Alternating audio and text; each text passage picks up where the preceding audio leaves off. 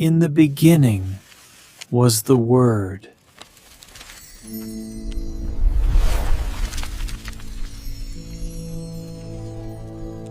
정말 정신없는 세상이잖아요. 이 모든 소음 속에서 우리가 진짜 집중해야 할 게 뭘까? 이런 생각 한 번쯤 해보셨죠? 오늘 바로 이 질문에 대한 아주 깊은 통찰을 주는 설교 한 편을 같이 뜯어보려고 합니다. 자, 오늘 우리가 살펴볼 내용인데요. 먼저 우리의 관심이 지금 어디를 향하고 있나? 이 문제부터 짚어보고요. 그 다음에 그 유명한 마르다와 마리아 이야기로 넘어갈 거예요. 이 이야기에서 목사님이 3가지 중요한 원리를 뽑아내시는데 그걸 하나씩 살펴보고 마지막으로 우리 삶에 적용할 수 있는 핵심 결론까지 달려가 보겠습니다. 자, 목사님께서는 설교를 시작하시면서 아주 본질적인 질문 하나를 우리에게 툭 던지십니다. 요즘 여러분의 귀에는 어떤 소리가 가장 크게 들리시나요? 목사님은요, 아주 재미있는 일화 하나를 소개해 주시면서 우리가 뭘 듣느냐 하는 건 소리가 커서가 아니라 바로 우리의 관심이 어디에 있느냐에 달렸다고 강조하십니다. 이 타임스퀘어 이야기 정말 흥미롭지 않나요?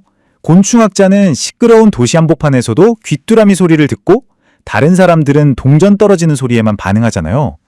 이게 뭘 의미하겠어요? 결국 우리는 듣고 싶은 것, 관심 있는 것만 듣는다는 거죠. 만약 우리의 관심이 온통 세상적인 것에만 쏠려 있다면 정말 중요한 영적인 소리는 그냥 스쳐 지나가 버릴 수도 있다는 그런 이야기입니다. 그래서 목사님은 이런 질문을 던지세요. 만약 우리 입에서 나오는 게 불평이나 한숨뿐이라면 어쩌면 우리의 영적인 안테나가 고장났다는 신호일 수 있다고요. 자, 바로 이 지점에서 오늘 설교의 본론이 시작됩니다. 이런 영적인 분주함에 대한 해답을 품고 있는 이야기, 바로 마르다와 마리아의 이야기 속으로 한번 들어가 보시죠. 네, 오늘 설교의 본문은 누가복음 10장에 나오는 아마 많은 분들이 잘 아실 그 이야기입니다. 이야기는 마르다라는 여인이 예수님을 자기 집으로 초대하면서 시작되죠.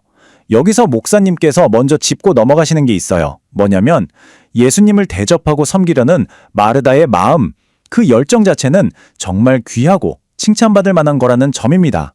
그런데 문제는 이 선한 일이 점점 커지면서 마르다의 마음을 온통 사로잡아 버렸다는 거예요. 성경은 그녀의 상태를 마음이 분주한지라라고 표현하는데 이게 바로 마음이 여러 갈래로 찢어져서 막 흩어져 버린 그런 상태를 말하는 거죠. 그런데 그 시각 동생 마리아는 어땠나요? 언니가 부엌에서 정신없이 일하는 동안 마리아는 예수님 발치에 조용히 앉아서 말씀을 듣고 있었죠. 바로 이 극명한 대조이라는 마르다와 듣는 마리아, 이 두 사람의 모습에서 오늘 설교의 핵심 메시지가 드러나기 시작합니다.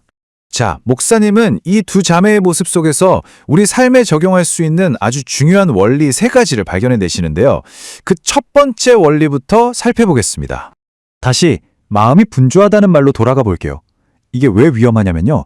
선한 일에 너무 몰두하다 보면 어느 순간 일의 본질, 즉 그 일을 왜 하는지를 잊어버리게 된다는 거예요. 목사님의 표현을 빌리자면 예수님을 위한 일이 예수님과의 관계, 그 자체를 압도해버리는 거죠. 바로 그 순간이 위기의 시작입니다. 목사님께서 실제 목회 경험담을 하나 들려주시는데요. 가끔 성도님 댁에 신방을 가면 대접하시려고 음식 준비에 너무 애쓰신 나머지 정작 같이 예배드리고 말씀 나누는 그 본질적인 시간을 놓치는 경우가 있더라는 겁니다. 마르다의 모습과 똑같죠? 화려한 상차림이 아니라 주님 앞에 앉는 것, 그게 진짜 예배라는 겁니다. 이렇게 본질을 놓치게 되면 어떤 일이 벌어질까요? 바로 마르다의 불만으로 이어집니다. 이게 두 번째 원리와 직접적으로 연결돼요. 보시면 마르다는 주님을 위한 일, 즉 doing에 집중했죠. 봉사, 준비, 활동. 반면에 마리아는 주님과 함께함, 즉 being을 선택했습니다. 말씀 듣고 교제하고 그 존재 자체를 누리는 거죠. 목사님은 여기서 강조하세요. 하는 것도 물론 너무 중요하지만 그 모든 일은 함께 있는 것에서부터 흘러나와야 한다고요. 먼저 내 영혼을 채우지 않고 계속 퍼주기만 하면 어떻게 될까요? 결국 마르다처럼 지치고 원망하게 되는 겁니다. 그래서 예수님께서 마르다에게 이렇게 말씀하시죠. 네가 너무 많은 일로 염려하고 근심하는구나. 하지만 정말 필요한 건 몇 가지, 아니 사실은 딱 한 가지란다. 이건 마르다의 헌신을 나무라시는 게 절대 아니에요. 그저 마르다야, 잠깐 멈춰서 우선순위를 다시 한번 생각해보렴 하고 부드럽게 방향을 알려주시는 거죠. 자, 이제 마지막 세 번째 원리입니다. 이건 마르다와 마리아, 이 두 자매 사이의 갈등을 통해 우리가 공동체 안에서 서로를 어떻게 대해야 하는지에 대한 아주 중요한 통찰을 줍니다. 마르다가 저지른 결정적인 실수가 뭐였을까요?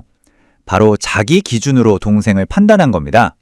나는 이렇게 열심히 일하는데 쟤는 가만히 앉아있네? 이렇게 생각한 거죠. 마리아는 그냥 자기와 다른 방식으로 주님을 섬기고 있었을 뿐인데 마르다가 그걸 틀렸다고 규정해버린 거예요. 이 다르다와 틀리다의 차이, 이게 정말 중요합니다. 우리는 너무 쉽게 내가 하는 방식, 내 기준만이 옳다고 생각하는 경향이 있잖아요. 이게 바로 공동체를 깨뜨리는 가장 큰 원인 중 하나입니다. 각자의 은사와 성격에 따라 섬기는 방식은 얼마든지 다를 수 있는데 말이죠.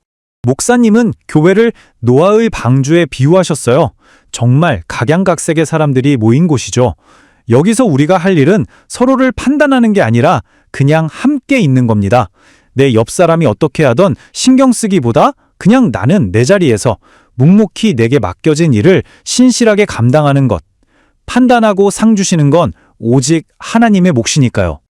자, 그럼 이제 이 모든 내용을 정리해 볼 시간입니다. 목사님은 이 설교를 마무리하시면서 우리가 삶에서 붙잡아야 할 더 좋은 편이 무엇인지 명확하게 제시해 주십니다. 오늘 우리가 살펴본 세 가지 영적 원리, 다시 한번 정리해 볼까요? 첫째, 수많은 일들 속에서 진짜 본질이 뭔지 놓치지 말 것. 둘째, 무언가를 하기 전에 주님과 함께 있는 시간을 먼저 가질 것. 그리고 셋째, 나와 다른 사람을 판단하지 말고 그 다름을 끌어안을 것. 어떠세요? 이 세 가지만 기억해도 마르다의 불안함에서 벗어나 마리아의 평안으로 나아갈 수 있는 길이 보이지 않으신가요? 목사님의 마지막 당부는 바로 이것이었습니다.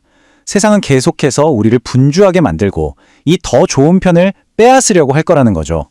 그러니까 이건 그냥 한 번 선택하고 끝나는 문제가 아니라 매일, 매 순간 의식적으로 결단하고 지켜내야 하는 싸움이라는 겁니다. 하지만 예수님은 약속하셨어요. 마리아가 택한 이 좋은 편은 결코 빼앗기지 않을 거라고요. 자, 이 말씀을 마음에 품고 우리 자신에게 마지막으로 질문을 던져봐야겠습니다. 바로 지금 여러분의 삶에서 수많은 일들 가운데 정말 놓치지 말아야 할, 선택해야만 하는 그 한 가지 중요한 것은 무엇인가요? 이 질문을 마음에 품고 돌아가셨으면 좋겠습니다. 오늘 이야기는 여기까지입니다. 들어주셔서 감사합니다.